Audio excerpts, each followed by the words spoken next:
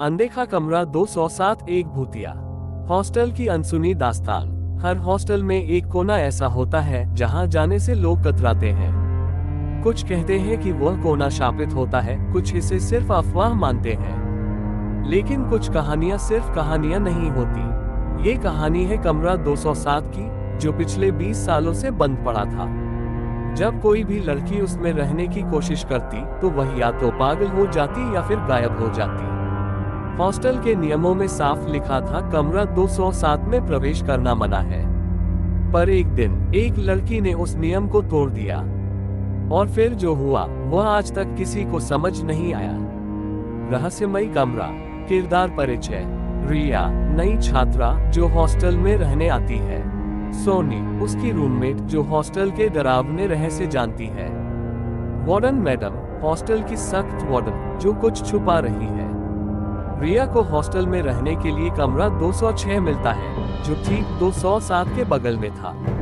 पहली ही रात उसे कमरे 207 से किसी के बोलने की आवाजें सुनाई देती है। लेकिन जब वह बाहर जाकर देखती है तो कमरा तालाबंद होता है।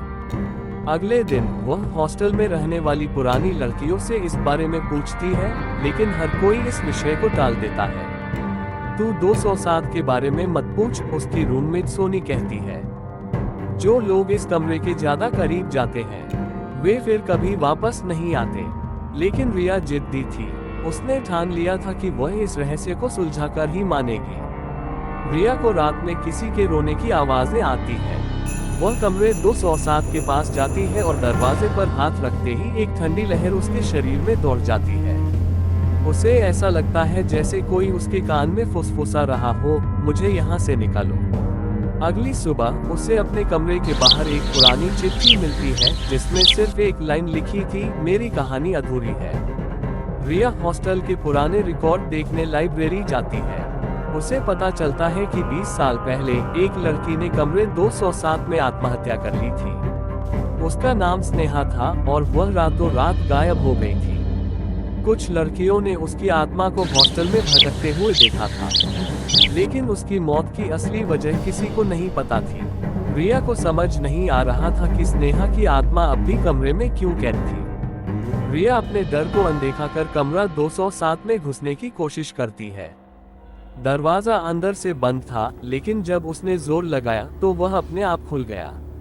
अंदर अंधेरा था, लेकिन दीवारों पर किसी ने नाखूनों से खरोंच के निशान बनाए हुए थे। कमरे के कोने में एक पुरानी डायरी पड़ी थी जिसमें लिखा था, मुझे जबरदस्ती इस कमरे में बंद कर दिया गया।